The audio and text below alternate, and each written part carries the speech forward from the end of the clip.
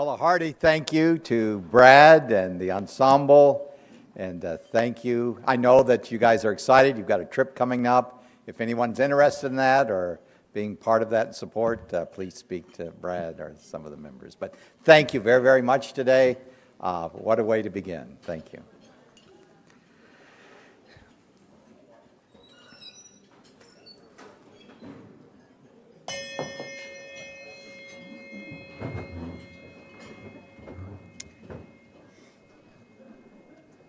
So I welcome you to the Rotary Club of Columbus November 1st program.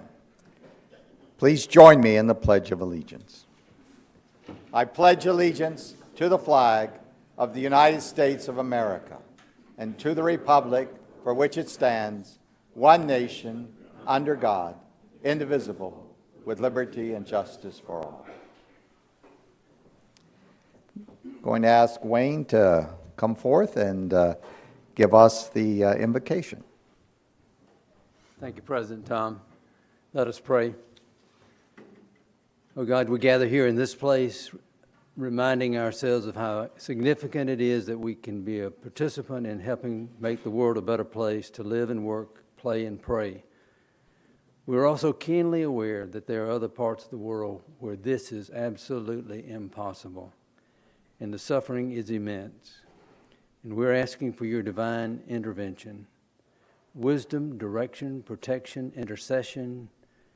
Oh God, be engaged in our world and then help us as Rotarians to engage the world and make it be a part of us. This we pray in your name. Amen. Amen. Remember the cans and all the good we can do? Okay, a little play on words there. Alston is going to bring us the news today.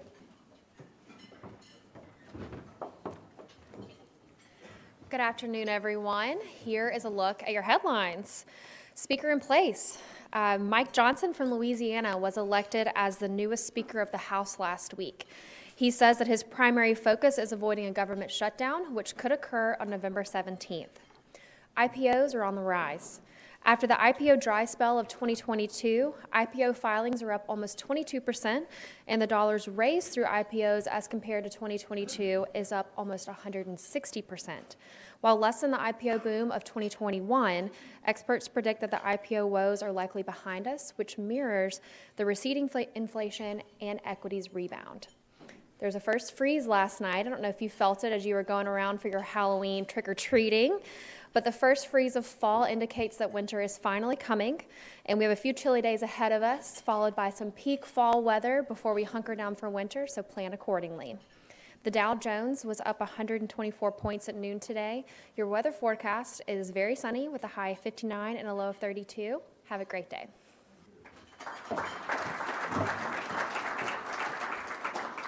Thank you. Frey. President Tom, fellow Rotarians, we have a number of guests today. Our speaker must be popular. We've got a lot that have come just to hear her invited. We want to welcome Alan Holliday. Alan is the CFO at Piedmont Columbus Regional. Tracy Sproles. Tracy is head of the Diversity Council for Piedmont Columbus Regional. Jan Woodham is here. Jan is an HR BP director with Piedmont Columbus Regional.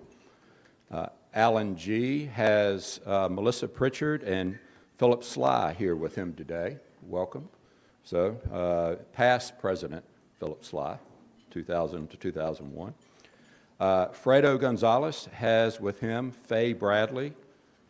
Faye is a business advisor with Thrive. Now, that's not Thrive, the senior care facility, that's Thrive, the software company. So a little bit of difference there, so welcome. David Ranieri has Chiquita Patillo. Chiquita is the Chief Deputy Clerk in the Recorder's Court. Welcome.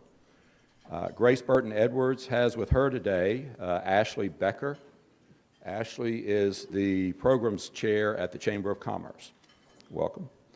And Rachel Morway has with her today her her husband, Jordan Morway, and Jordan is at Chick-fil-A at Columbus Park Crossing, helps run that high-volume store. I give him a lot of business, too. So, and then finally, Josh Beard has Kim Tharp. Kim gets to tell the mayor what to do all day long, every day at work. So, so she is, as she said, the boss lady at the office. So want to welcome her. So it's all our visitors. Yeah, welcome. Yep.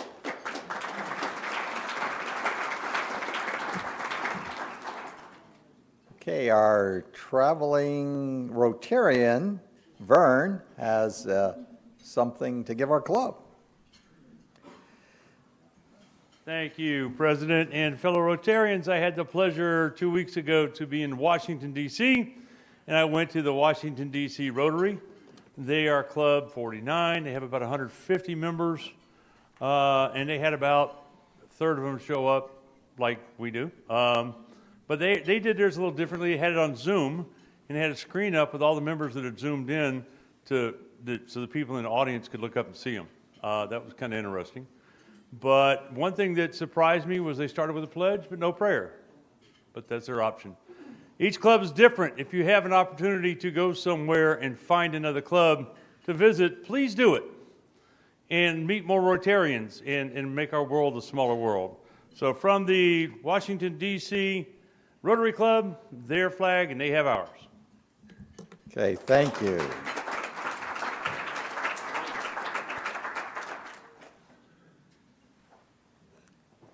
Dick, would you introduce our Ralph Puckett Jr. Soldier of the Week?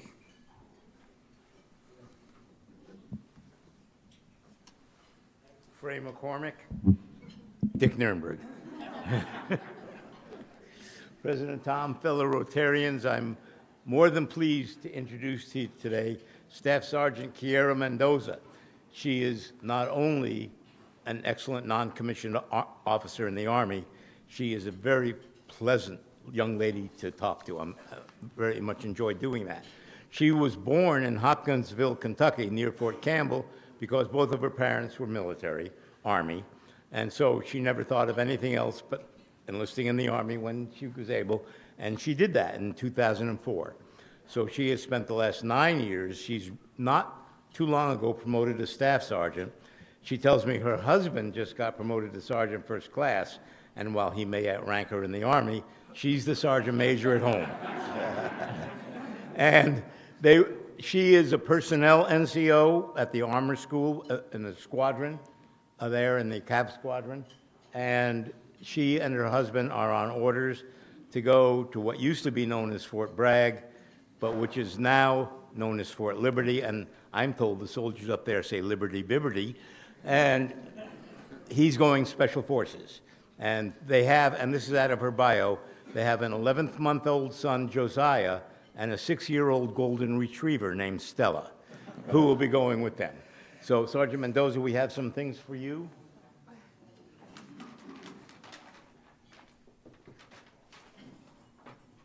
First, we have a challenge coin. Oh, thank you. Don't lose it. We have a passport to the arts for you and Michael, or the person of your choice, to go to the River Center, 2 tickets each. The River Center, the Columbus Symphony Orchestra, the National Infantry Museum paid exhibits, the Columbus State University Theater Department, which you heard some of today, and the Springer Opera House. Yeah. We have also for you a book by Colonel Ralph Puckett, and inscribed to you, and signed by him. And it's called Words for Warriors, and it's an excellent book. I've read it. And in there is also a description of his actions, which earned him the Medal of Honor. Thank you very much. And on behalf of all of our members, I thank you and the fellow soldiers in Fort Moore for your service. Thank you.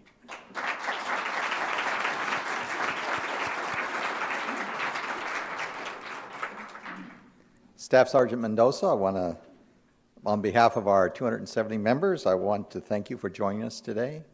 And please take our appreciation back to your fellow soldiers and blessings as you move forward and for the service already rendered. I have an alibi. This was stuck in the envelope, a certificate recognizing her as the Ralph Puckett Jr. Soldier. Thank you.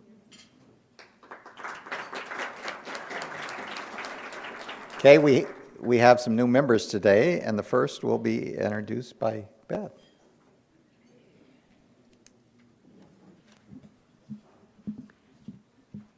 When I joined Rotary, I guess it's been about 10 years, I went to orientation, and one of the first things that they said to me was, "Oh, yes, the rabbi is always a member of Rotary." Well, this rabbi is a member of Rotary, and now this member is a member of Rotary.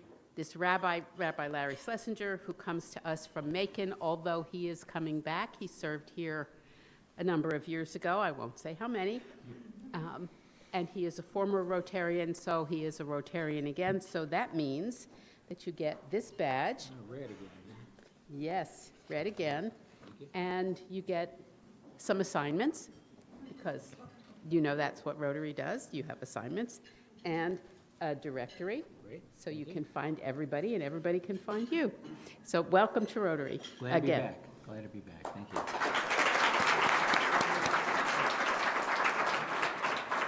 So Larry, welcome back home. We're glad you're here. Also, Joseph will introduce another new member we have today. All right, although I'll take credit for Katie, Brian was to introduce Katie today, but she had to be out today. So I have the pleasure of introducing to you all Katie Bishop. She is from Columbus and is the Chief Buzz Ambassador at Yala Public Relations, which handles advertising, PR, and events around our community. She was recently named by Georgia Trend one of Georgia's 40 under 40 and recently celebrated in Atlanta. She is involved, she serves on the Civic Center board, she serves on the Direct Services Board of Directors and the Giving Kitchen. So without further ado, I'd like to introduce to you Katie Bishop.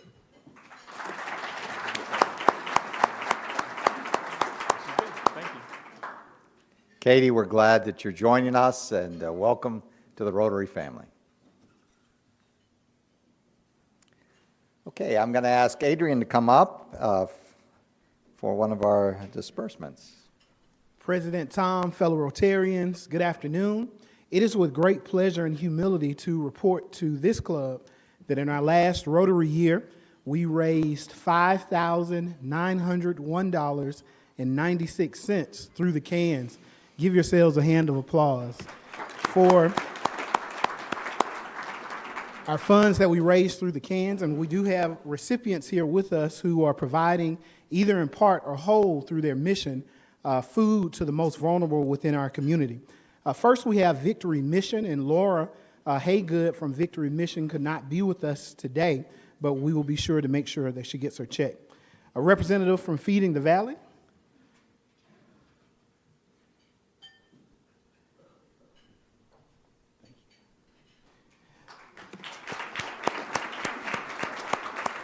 St. Anne Outreach.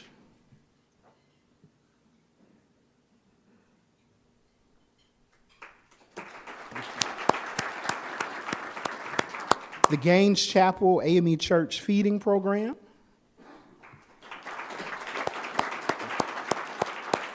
And last but not least, Safe House Ministries.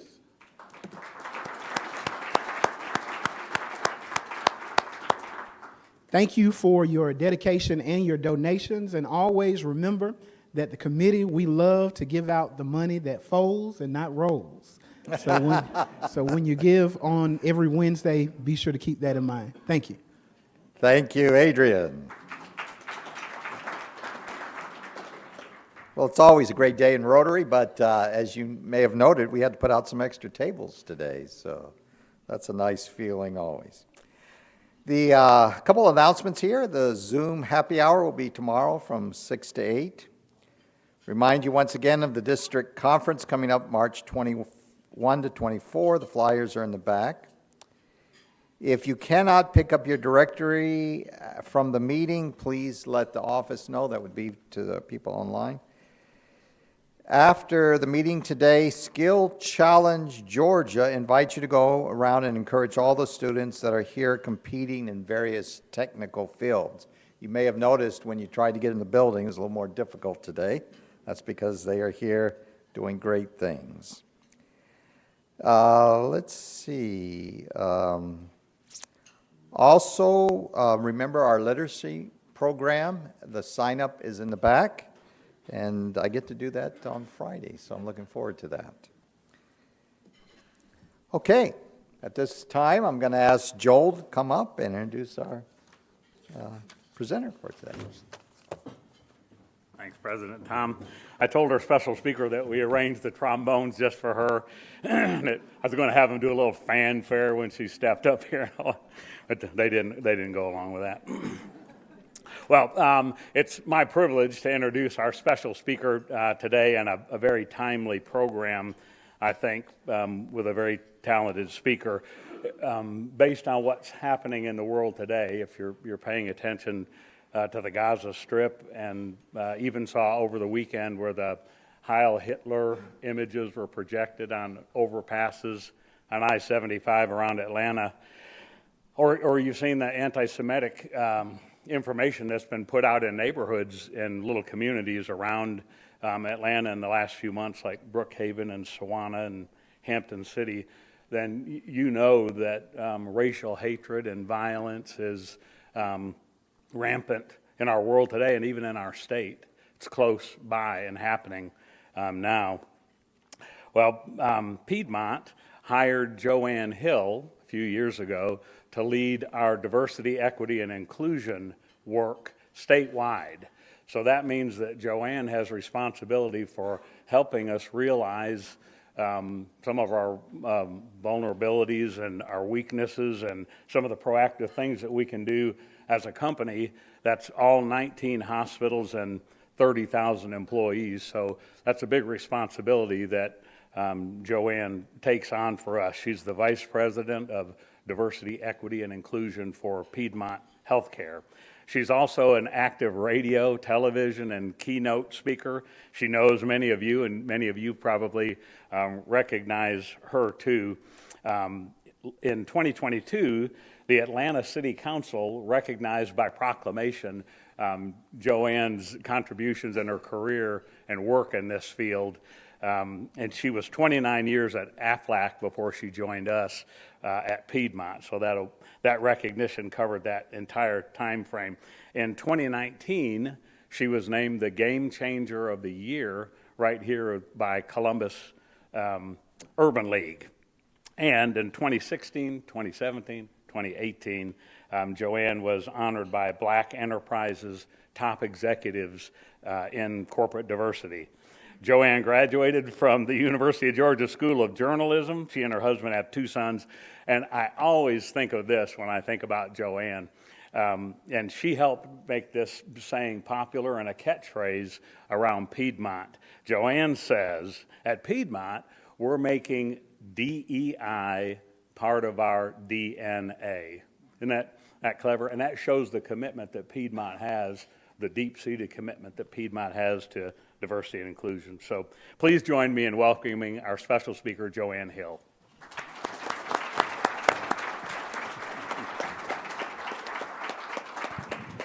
Thank you, Joel, for that very kind, a little bit long-winded introduction. I told him, I said, I do not like for people to introduce me and to read my bio and talk about what I've done.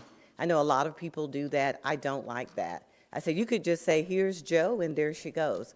Because if you focus too much on my accomplishments, then people will get up here and they'll have all these high expectations. For me, I am not trying to be successful. I am trying to be significant in the work that I do. But I'm very honored and thrilled to be here. To President Tom, it's so great to see him. I work with his wife, Diane, at Aflac. I see a lot of familiar faces. Joel said, do you know Travis and Kia? He was pointing out at some, yes, they're my realtors, live in the same neighborhood, same sorority. I see a lot of people. I don't want to start calling names because my mother would say, when you call names and you forget somebody, then people don't want to talk to you the next time they see you. But it's great to see each and every one of you. And I will say this, I take being here very seriously, not only because of the great work that you are doing as Rotarians, but because, as Joel said, if ever there was a time where diversity, equity, and inclusion was relevant, and needed to be discussed, to be educated and celebrated and no longer tolerated, it is now. And that's what I'm going to talk about. Now, I don't want you to think that Joel is rude, but I told him, I said, cut me off at 12:50 so that I'll have time for questions. But I do want to talk about the relevance of diversity, equity, and inclusion. But I would like to ask you if you would give a very warm Rotarian round of applause for the Piedmont Columbus Regional team that came out to support me today. That's Tracy, Jan, and Alan. I think I said warm, a round of applause. They're not feeling warm on that. Can you really celebrate them? Because it is a work day. Can you give them some applause? I am known to be a person that likes to have energy. My mother also used to say anything that's dead ought to be buried. So I know Cedric Hill, the mortician in the house, could relate to that.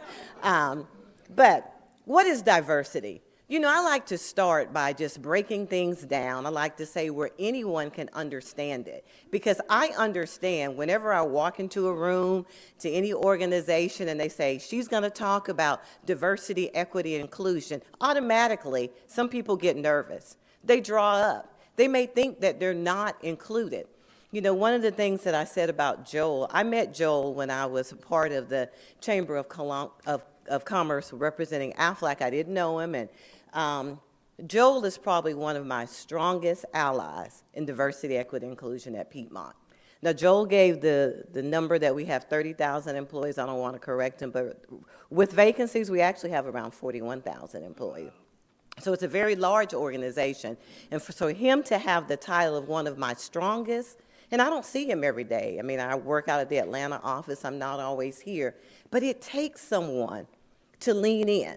And so at the very end, I'm going to have some homework for you today to ask, how are you leaning in to be more inclusive of people around you?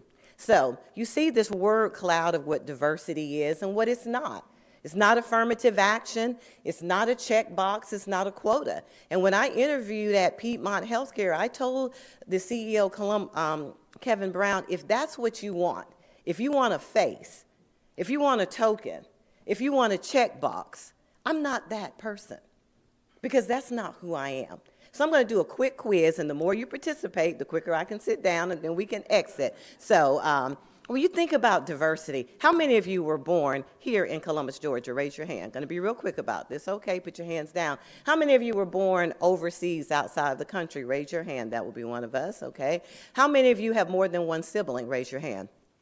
How many of you have more than 3 children? Raise your hand.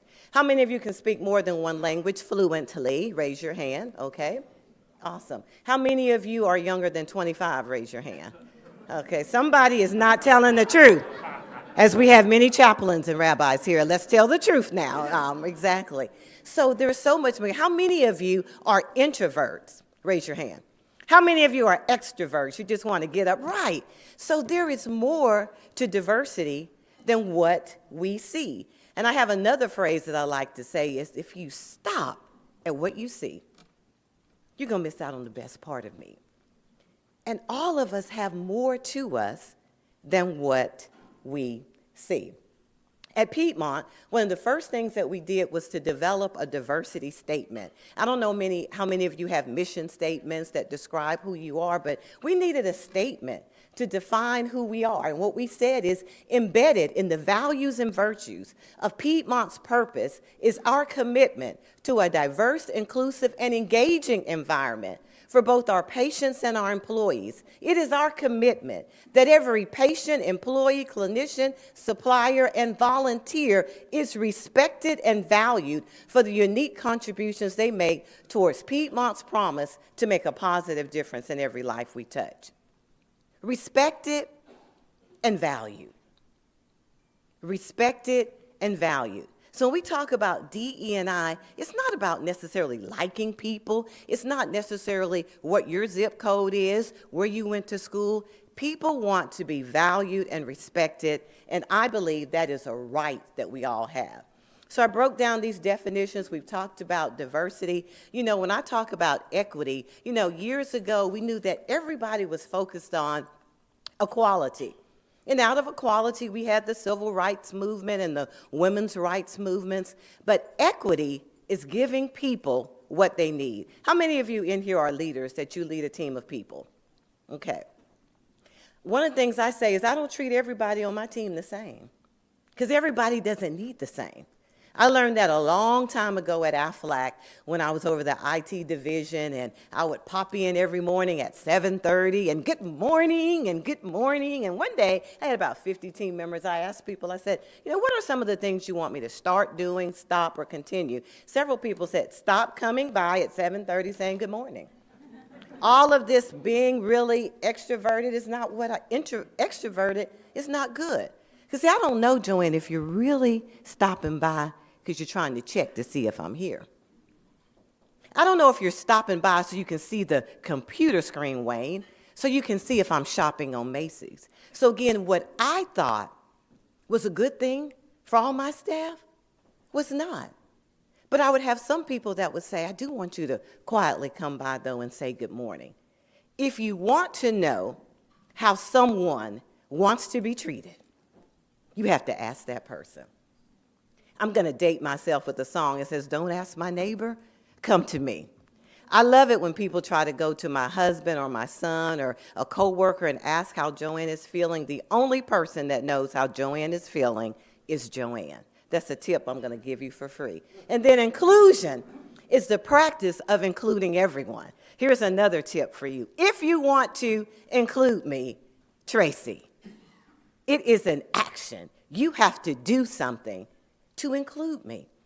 You have to go out of your way to do something, and that's the work. See, I love this particular graphic that talks about equality. So in equality, we're going to have a day here with club number 200 in the Rotary where we're all going to go bike riding on the bike trail, and we're all going to get on that 10-speed bike. I'm not going to ask you to raise your hand, but there are some of us in here who probably could not get on that bike because we all can't have the same 10-speed bike. But when you focus on equity, you give people what they need. Diversity is a fact. Inclusion is an act. What action are you taking to be more inclusive? I'll never forget this statement by the late Representative John Lewis, who said, it is always the right time to do the right thing. When I coined the phrase making DE&I part of our DNA, it means being intentional in everything you do. When I go to Publix, I try to go and check out with somebody that doesn't look like me. Maybe someone that I don't know. Maybe it's a younger high school person. And I ask them, how's it going? How's your day? It's coming into a room like here, and the first thing that I look at is, where are people seated? Are we seated with people we know? Are we seated with people who look like us, people who talk like us? Do we go and reach out and talk to anyone that we've never seen? Always the right time. As we know, George Floyd was killed in May 2020. I was hired in Piedmont July 2019, so it was before the horrific killing of George Floyd that many of us saw. But one thing that I can tell you is right after that, all of these companies and organizations had a focus, Dr. Burgess, on DE&I. Got to hire that chief diversity officer. I got to get that person. And I said something to Joel today, and I hope I don't offend you. And you may not invite me back. I'm not a Rotarian, that's okay. But why is it that when we talk about DE&I and we're starting in a lot of these companies and organizations, do we immediately look for the African-American female to lead that? Why do we not have more men like Joel leading DE&I? Like Tom. I'm a retiree of Aflac, and Dan Amos is a champion of DE&I. And one of the things he told me when I went to him, I said I was retiring, he said, now, Joanne, I'm going to tell you, when you walk around and you say DE&I is important, it doesn't have the same context that when I say it. Because I am a Caucasian male, this is Dan, got to know Dan, who's a millionaire. So when I say it's important, it resonates different. So you need people who don't look like you to open the door for you, to let you into rooms that you may not be able to get in on your own. And Dan said, so when you go to Piedmont, and Alan knows this, I'm willing to go with you. Come to a meeting and help you get DE&I started. I started in July, and in February of 2020, Dan Amos attended our Directors and Above meeting in Atlanta. I interviewed him at a fireside chat, and he laid the foundation for my work.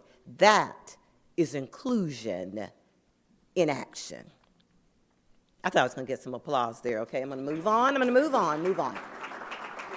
But companies started hiring all of these people in September 20. You could go on LinkedIn and Indeed, and by 58%, people were hiring. People said, oh, Joanne, you have job security. And now it's changing. People are backing off of those programs, saying we don't really have the funding. It's not really needed. Things are changing. There has been a shift. You can see what the slide here says, the numbers were up. But all of a sudden, things started to change. Is it that we've improved in our relations and understanding of DE&I? It's not.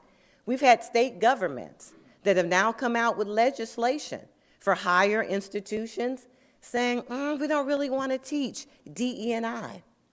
We had our Supreme Court decision that came out. And I'll never forget when that happened on June 29th. I was texting with my boss, the CHRO, that night, telling her about it. And she was like, well, I don't want you to feel like, you don't have a job security. That's not why I was texting. I was texting to say that sometimes what we fear is what makes us run away. That people fear diversity, equity, inclusion, because I don't think we do a good enough job of explaining we are all part of D, E, and I, and we've got to continue that work. DE and I is not about changing beliefs, it's about changing behaviors. Behaviors. You believe what you believe. You were raised the way you were raised, but when we come into the work environment, there are certain behaviors that are needed so that we are all included. And what I like to do is, I like to focus on the commonalities. See, it's easy to see where we're different, but if we think about it, we have more in common than we do that is different. Now, I want you to bear with me here, because as Joel said, I am a University of Georgia graduate, 1985. Any dogs in the house? Okay, may I come out of character for just 1 second, please? Who let the dogs out? Who? See, I'm very much that. And so when I put this slide, and I know that Jan sitting there is roll tide, we've had this conversation. Yeah, she's roll tide to say, why do you have this slide up? So a question I have, do the three men who are there in the picture, do they all look alike? Are they all the same size? Are they all the same color? We don't really know. Are they all the same age? What do they have in common? This was a goal to become national champions. Something in common. Like him, don't like him, I don't know if I like him. We see LeBron James. Do you see other people in this shot who are wearing number 23? Are they all the same race? Are they all the same gender? Are they all the same age? But when the Los Angeles Lakers play in the purple and the gold, they come together to cheer LeBron and the team because that is what they have in common. Does anyone know what this is the scene of? I'm a big football person, college and the dogs, but I watch NFL. I was watching the Cincinnati Bengals Buffalo Bills game last year. And we all know the story that Damar Hamlin, number 3, he was injured on the field. And I read a stat that said there were 13 million people watching this game on ESPN when the game started. But when he took that hit and he went down, 23 million people tuned in to ESPN. And for a moment, or for a few minutes, the world stopped. And regardless to your faith or to your higher calling or higher power, people began to pray. They began to intercede, or they began to show concern. And I don't think I have to tell you what happened 6 months later. Can someone tell me what has happened now to him 6 months later? Oh, I can't hear you.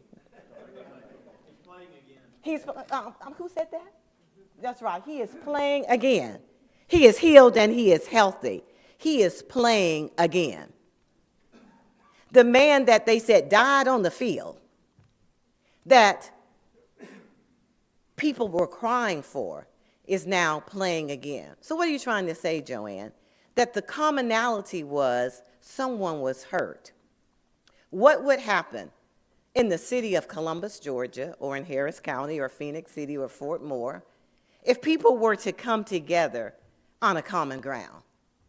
I believe we would have less crime. I believe we would have less poverty. I believe we would have less people who were not motivated to do right, because that was something that was in common. Love, it comes naturally. Hate is taught. Love comes naturally.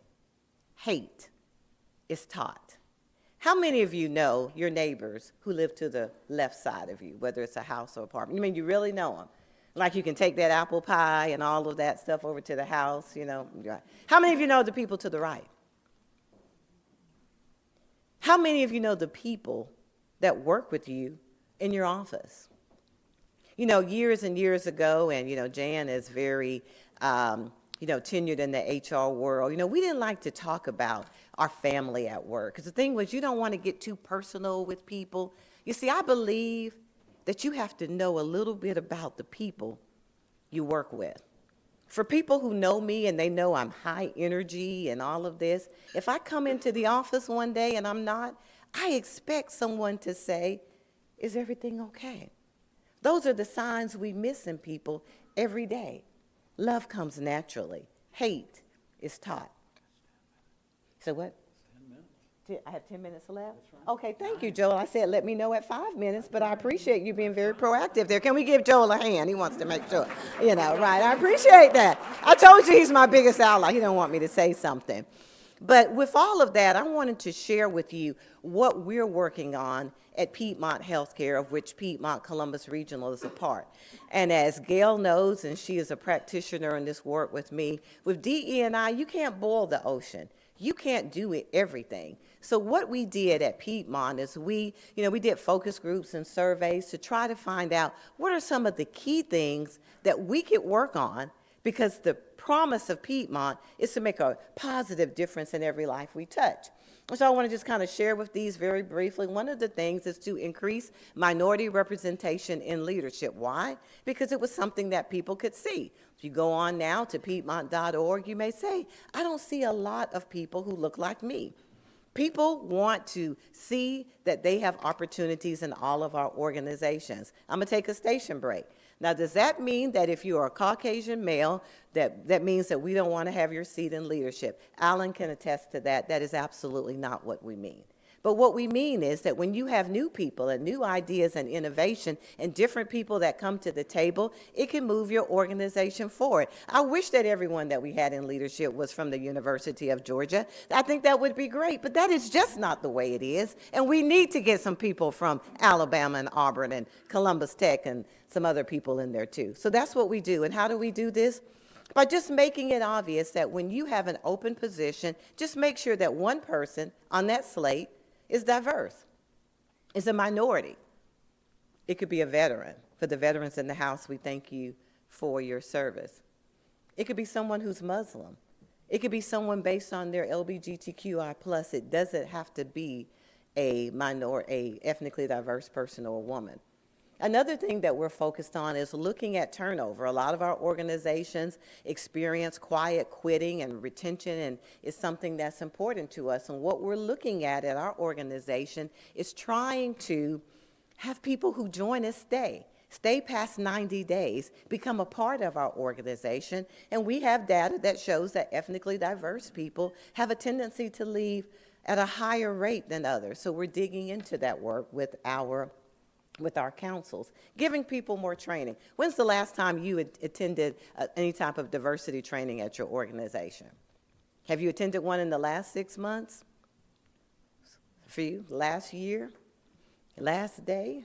Ooh, think there's an opportunity there, that the more you can learn, the more effective we'll be. So we're working on continuing to roll out a curriculum so that people will know what to say.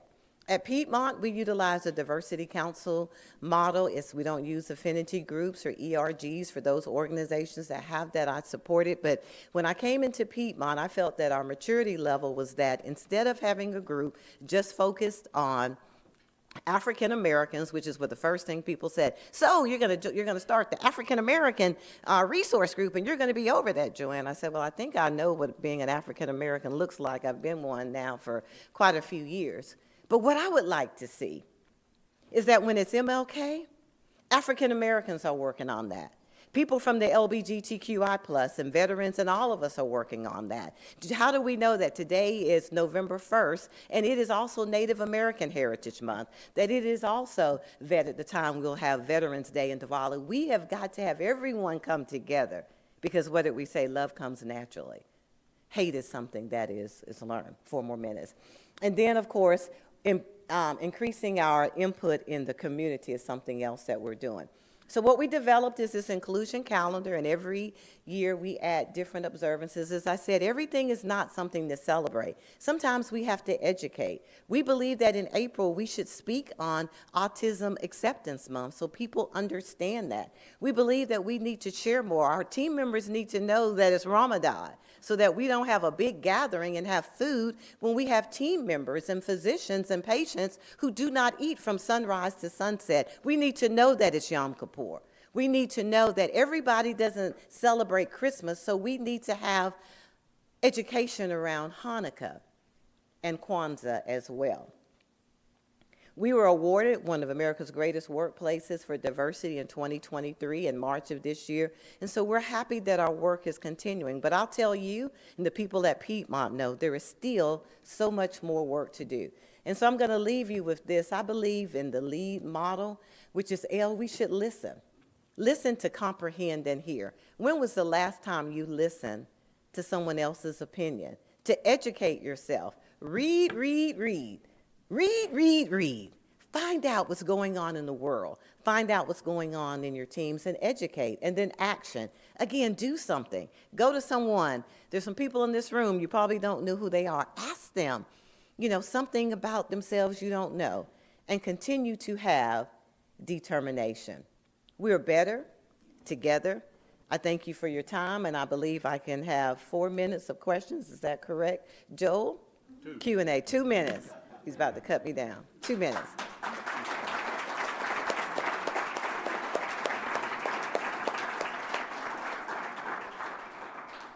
A question for me? Oh, he has the mic. Thank you. Thank you. There's no question off limit.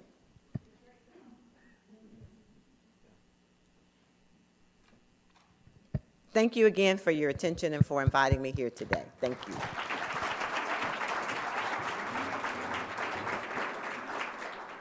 Joanne, an excellent presentation. Thank you.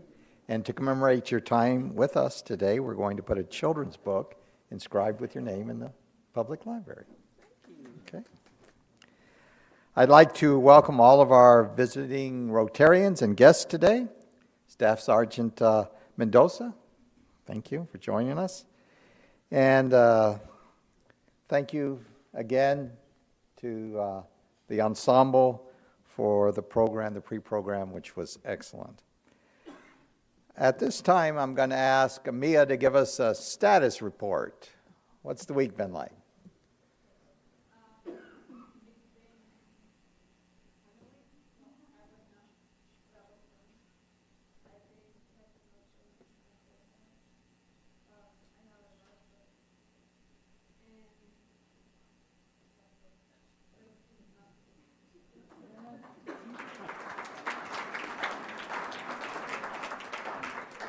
Yeah, I saw Mia coming in today, and I asked her how she was. She said, I'm cold.